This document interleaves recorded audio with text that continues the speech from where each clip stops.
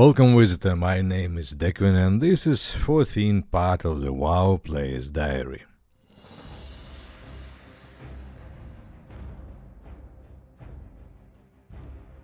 Celestial Steeds vs Tundra Mammoth.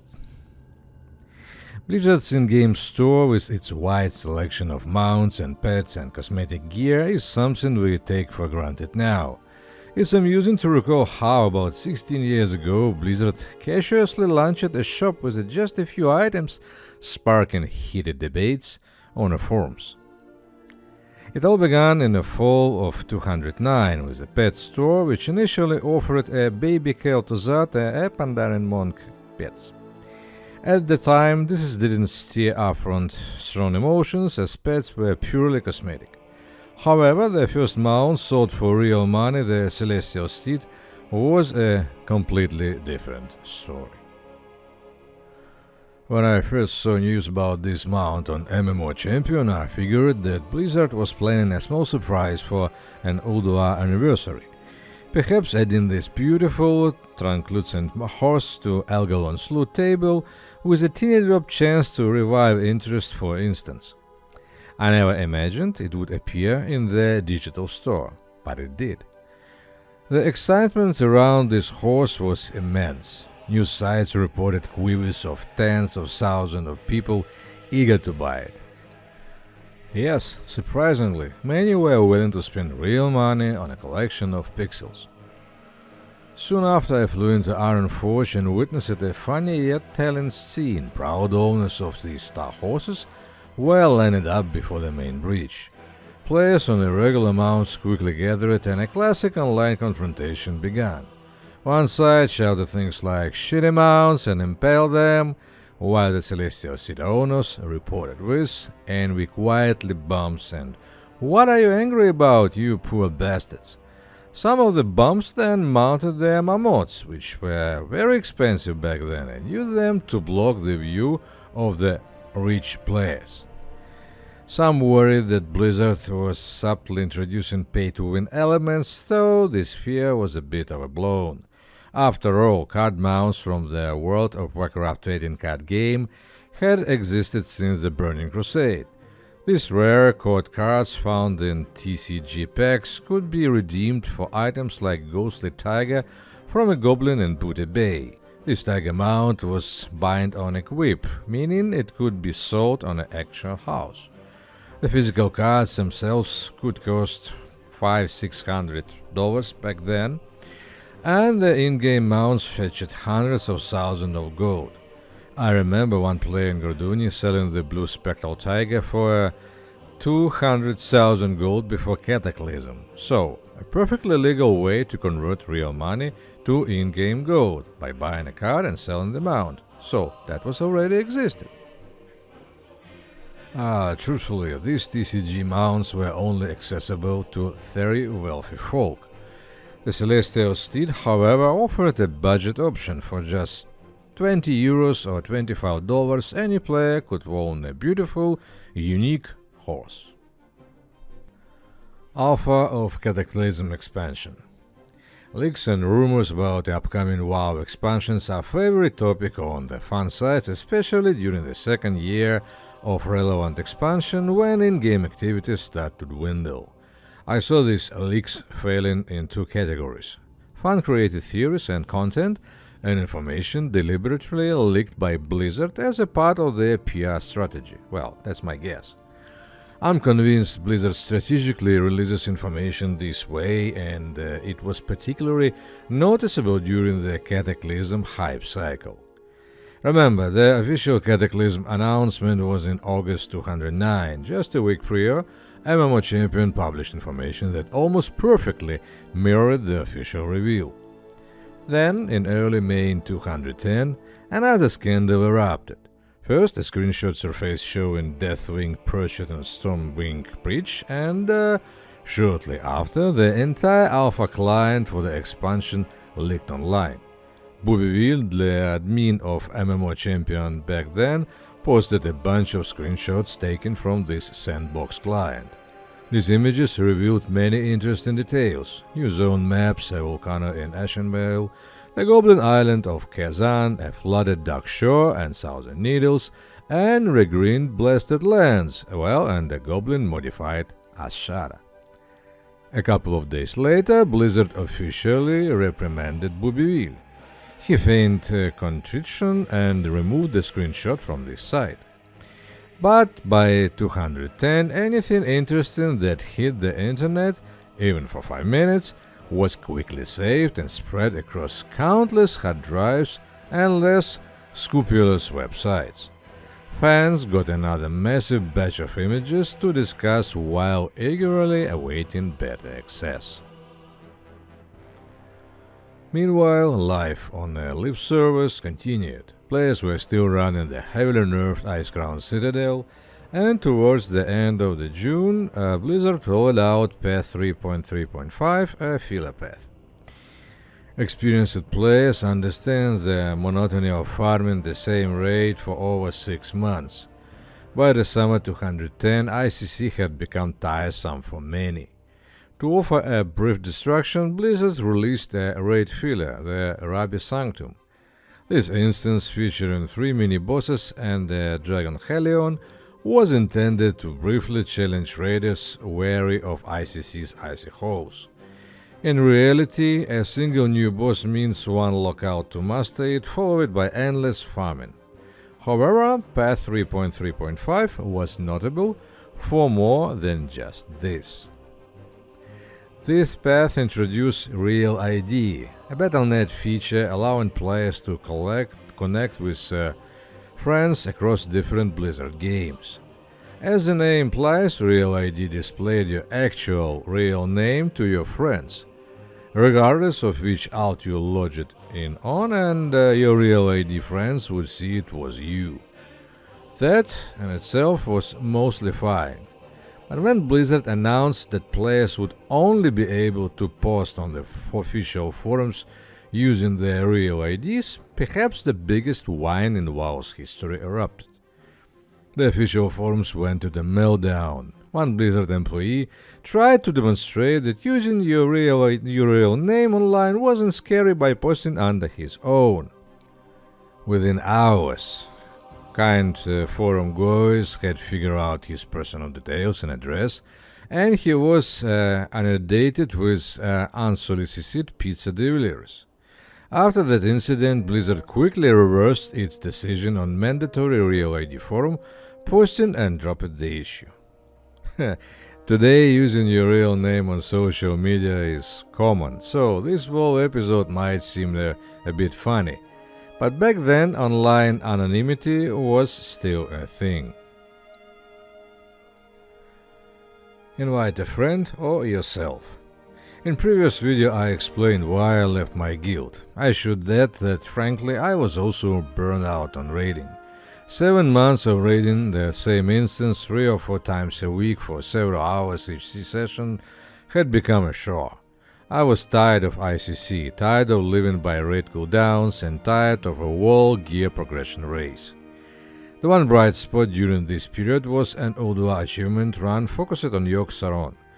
This was genuinely fun. Our group, decked out in heroic epics from ICC, spent an entire evening wiping on Hendehawk at Yogg-Saron, trying to defeat him without any keeper assistance. We eventually succeeded, but our raid leader, Dollmaster, nearly lost his voice shouting at us. Regardless, I decided to quit raiding for a while.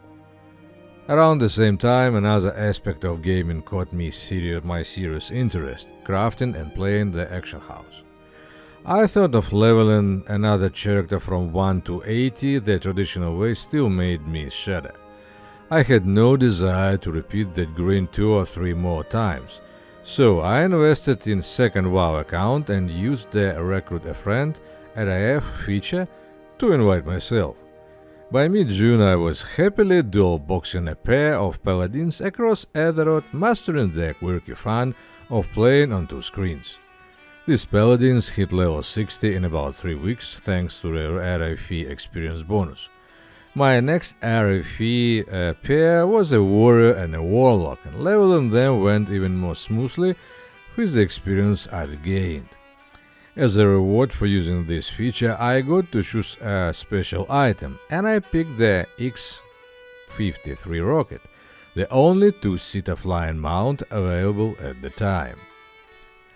In short, for an ultraphobic like me, well, someone who disliked leveling multiple characters, the Give Blizzard another $50 a month promotion allowed me to experiment with different class combination without the months-long time investment. This experience reinforced my belief that WoW's solo content was incredibly simple.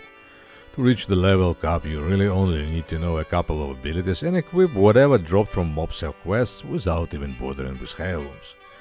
There was no need to consult theory crafting sites for optimal talent builds. Minor build errors or incorrect enchants had little impact on solo questing. Ultimately, I ended up with several alts that later formed the backbone of my candle factory, well, little gold-making enterprise. My journey Paladin Ocarina took up tailoring and enchanting, a logical choice as leveling characters generated a lot of clothes which could be crafted into items and then disenchanted.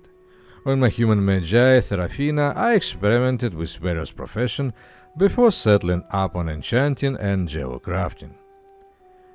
It's worth noting that mastering professions and trading on a high population service auction house became a genuinely engaging activity. Even during the typical summer slowdown of 210, the auction house was bustling and you could buy or sell almost everything. That's a clear advantage of playing on a top server. Despite high competition and many nerds camping the auction house 24/7, I carried out a niche for myself that provided a steady stream of gold. Profession and Lich King expansion were well implemented and genuinely I enjoyed this solo pursuit, earning around 1,000 gold a day from trading various odds and ends. Later, in the fall, armed with knowledge about upcoming Cataclysm profession requirements, I leveled Sahara, my main crafting alt, Ocarina and Terrafina to the minimum levels needed to learn new Cataclysm recipes and schematics. Subsequently, Sahara and Ocarina became my loyal companions, transferring with me from server to server, while Terrafina eventually rolled harder and became my main character during the Mist of Pandaria expansion. Well, this is another story, about this later. Cataclysm beta test. Kurikap, the admin of WoWrider.ru, gave me a Cataclysm beta key around mid-July 210. It was a truly royal gift. I hadn't even dreamed of getting into the beta and generally didn't participate in such things.